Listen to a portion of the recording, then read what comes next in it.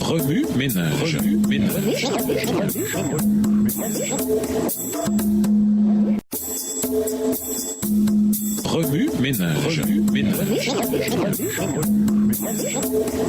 Bienvenue à votre émission Remue ménage.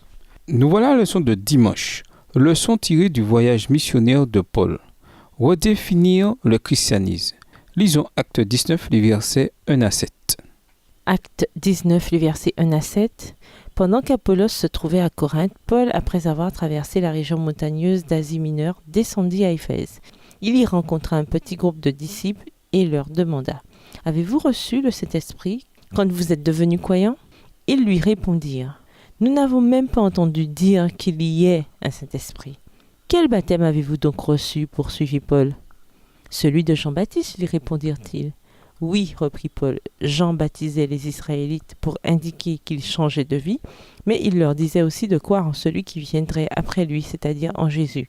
Après avoir entendu cela, ils furent baptisés au nom du Seigneur Jésus. Paul leur imposa les mains et le Saint-Esprit descendit sur eux. Ils se mirent à parler dans diverses langues et à prophétiser. Il y avait là environ 12 hommes. Jean-Baptiste prépara le chemin du Christ par le baptême de repentance. Pendant cette période, il parla beaucoup du Messie qui baptiserait du Saint-Esprit. Cependant, Paul rencontra des disciples à Éphèse qui n'avaient jamais entendu parler du Saint-Esprit.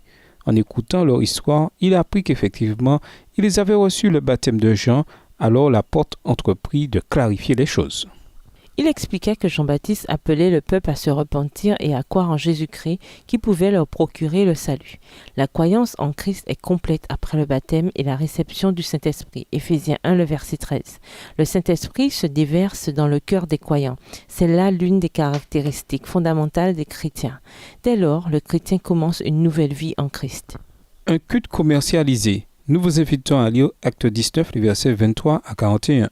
À Éphèse, les citoyens utilisaient la religion dans un but lucratif. Avec un culte et une idolâtrie bien enracinés, Éphèse était, sous le couvert de la religion, un centre commercial prometteur.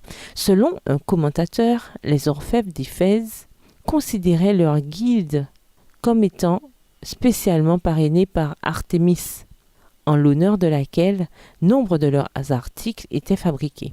Parmi ces articles, il y avait des niches en argent contenant une image de la déesse que les fidèles achetaient pour les faire consacrer dans le temple. La vente de ces niches était une source de profit considérable pour les orfèvres.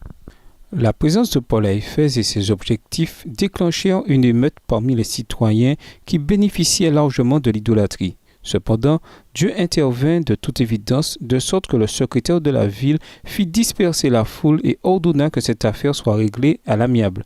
Des exemples semblables sont possibles dans nos voyages missionnaires aujourd'hui.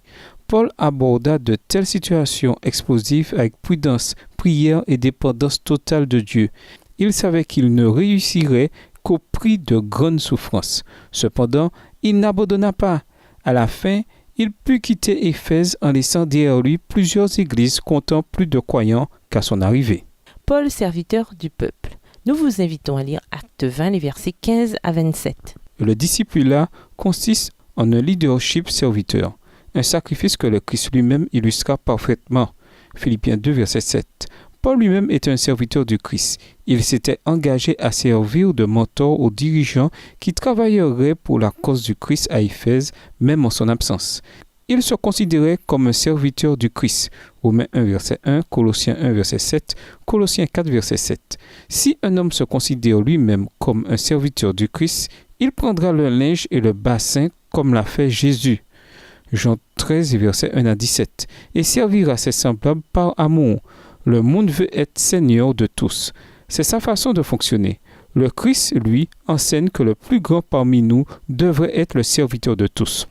Marc 10, versets 42 à 45. À partir de l'exemple de Paul, nous devrions nous considérer personnellement comme des serviteurs œuvrant au nom du Christ pour terminer l'œuvre qu'il a commencée. Une autre leçon se dégage du discours d'adieu de Paul. L'apôtre servait avec transparence et intégrité. Il vivait sa vie ouvertement devant ses frères. Il n'avait rien à cacher. Cela n'est possible que si on reconnaît qu'on est un serviteur du Seigneur et que celui-ci nous connaît à fond. Obéissance à la parole de Dieu et dépendance du Saint-Esprit.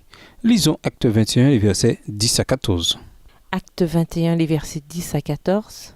Nous étions déjà là depuis plusieurs jours lorsqu'arriva de Judée un homme appelé Agabus qui avait ce même don. Il vint nous trouver, prit la ceinture de Paul et s'en servit pour s'attacher les pieds et les mains. Voici ce que déclare l'Esprit Saint, dit-il. L'homme à qui appartient cette ceinture sera attaché de cette manière par les Juifs à Jérusalem, puis ils le livreront entre les mains des païens. En entendant cette déclaration, nous avons supplié Paul, nous et les croyants de Césarée, de ne pas monter à Jérusalem. Mais il nous répondit, « Que faites-vous là ? Voulez-vous me briser le cœur avec vos larmes ? Je suis tout à fait prêt, moi, non seulement à aller en prison, mais même à mourir à Jérusalem pour le Seigneur Jésus. » Comme nous n'arrivions pas à le faire changer d'avis, nous n'avons plus insisté et nous nous sommes contentés de dire que la volonté du Seigneur soit faite. Alors qu'il poursuivait sa mission, Paul était conscient des dangers qui le menaçaient. Cependant, il avait déjà remis toute sa personne à Jésus. En ce jour particulier, un prophète vint et lui prédit ce qu'il attendait. Son arrestation était imminente et ses compagnons avaient peur. Pour sa part, Paul prenait les choses calmement et déclara qu'il était prêt à sacrifier sa vie pour Jésus. Aujourd'hui, la mission peut nous envoyer en des endroits et dans des situations qui peuvent nous faire peur. Certains endroits sont très froids, avec des températures bien en dessous du zéro. D'autres sont le théâtre constant de guerre civile. Cependant, lorsque nous commençons notre mission en mettant notre confiance en Jésus, rien ne nous empêche d'atteindre notre objectif pour lui. Paul ressuscitait les morts et opérait de grands miracles. Acte 20, les versets 7 à 12. Parce qu'il se confiait en une puissance supérieure. Lorsque nous agissons ainsi, nous devenons des instruments en vue de l'accomplissement du dessein de Dieu. Paul cherchait Dieu par sa parole et par la prière diligente. Dieu contrôle toutes choses. Lisons 2 Corinthiens 4, les versets 8 à 14. 2 Corinthiens 4, les versets 8 à 14. Ainsi, nous sommes accablés par toutes sortes de détresse et cependant jamais écrasés. Nous sommes désemparés mais non désespérés, persécutés mais non abandonnés, terrassés mais non pas anéantis. Oui, nous portons toujours et en tout lieu dans notre corps la mort de Jésus, afin que la vie de Jésus soit, elle aussi, rendue manifeste par notre corps.